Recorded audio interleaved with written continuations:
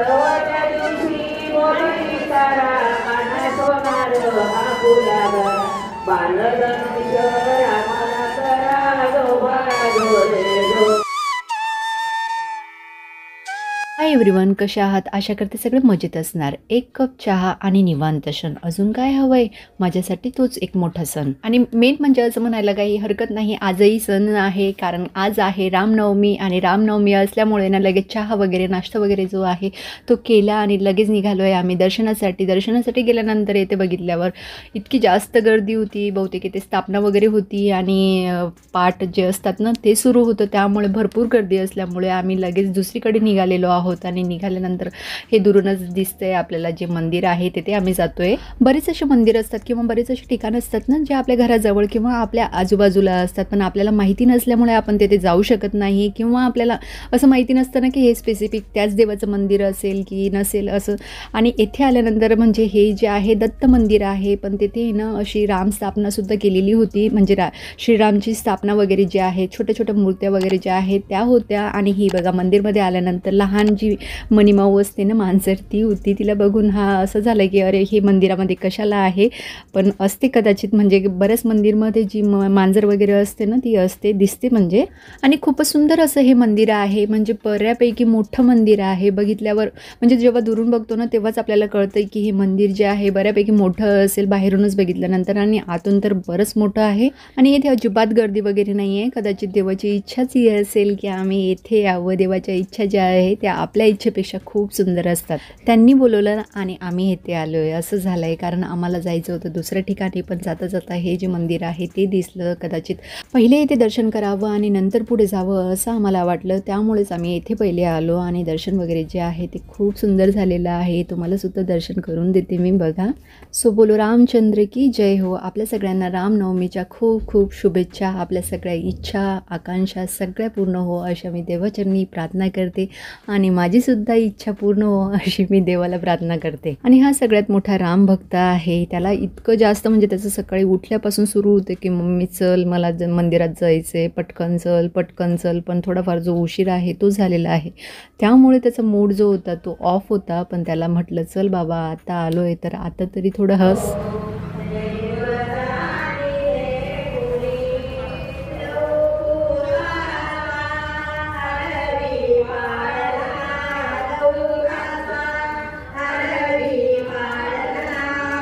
आणि मंदिराच्या वरतीच भजन वगैरे जे आहे ते सुरू होतं, खूप सुंदर. आणि बरीच अशी लोकं होती, म्हातारी लोकं जी आहे ती बसलेली होती. बरंच छान असं हे जे प्रोग्राम आहे ते त्यांचं सुरू होतं.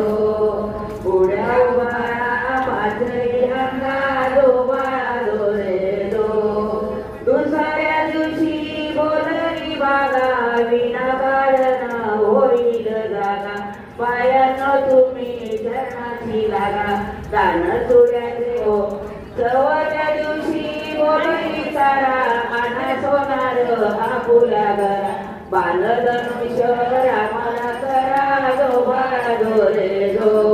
छान असं दर्शन झालं, छान असे तर थोडा वेळ बसलो निवांत आणि लगेच निघालो आहे आता पुढे. आणि पुढे काय तर मंदिर वगैरे जे प्रिमायसेस आहे तिथे आम्ही गेलो आणि तिथे पण सुंदर असं डेकोरेशन वगैरे जे आहे ते केलेलं होतं. आणि हे राम मंदिर जे आहे अयोध्याचं ते होतं इथे. आणि हे सुंदर असं कृष्णाची मूर्ती आहे ती पण खूपच सुंदर होती.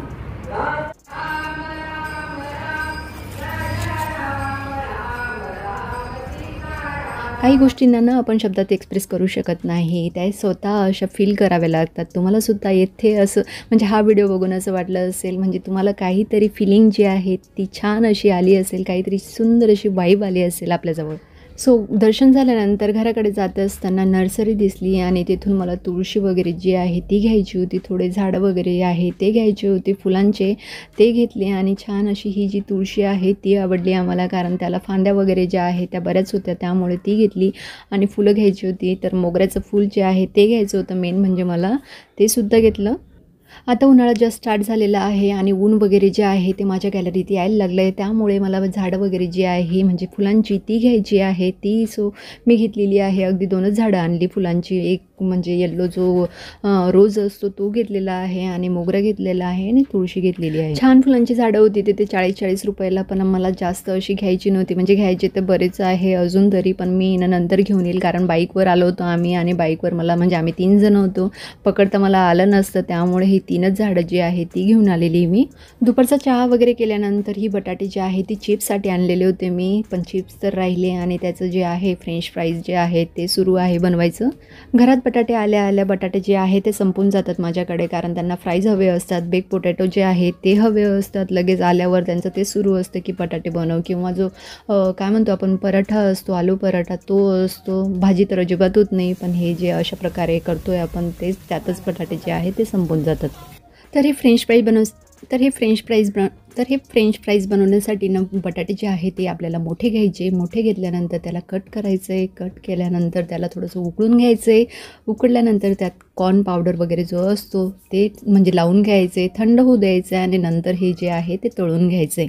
आपल्याला कसे वाटले हे जे आहे फ्रेंच फ्राईज मला कमेंट करून जरूर सांगा. खूप सुंदर आणि खूप टेस्टी झाले होते. डिटेल अँड प्रॉपर रेसिपी हवी असल्यास मला कमेंट जरूर करा. आणि वातावरण बघा, खूप असं ढगाळ वगैरे जे आहे ते झालेलं आहे आणि म्हणजे तेल जे आहे उरलेलं होतं, त्यामुळे म्हणजे फ्राईज वगैरे तळून झाल्यानंतर तेल उरलेलं होतं. त्यातच जे काय म्हणतो आपण याला पाणीपुरी होती माझ्याकडे तळण्यासाठीची जी असते ती सुद्धा तळून घेते, कारण आज जे आहे जेवण वगैरे जे आहे ते सकाळचं उरलेलं आहे. पनीरची भाजी आणि श्रीखंड वगैरे जे आहे ते मागवलेलं होतं ते उरलेलं आहे. अशाच प्रकारे संध्याकाळचं जे चुटूरपुटूर आहे ते त्यांचं सुरू होतं, काहीतरी कर. तर हे जे आहे असे 2 पदार्थ केले मी.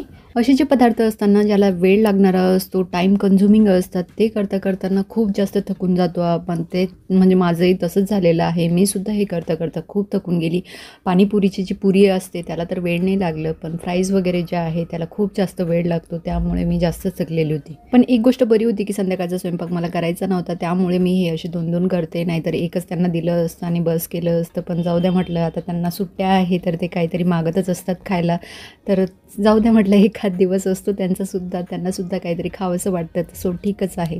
आणि पाणीसाठी लागणारं जे पाणी आहे म्हणजे जे काय म्हणतो आपण रेडीमेड पाणीचं असतं ते सुद्धा होतं माझ्याकडे. इमली चटणी असते ती सुद्धा होती. दोघं मिक्स केलं आणि मस्त असं पाणीपुरीचं जे पाणी असतं ते रेडी झालेलं आहे. याला दाखवते मी कसं झालं आहे सांग म्हटलं.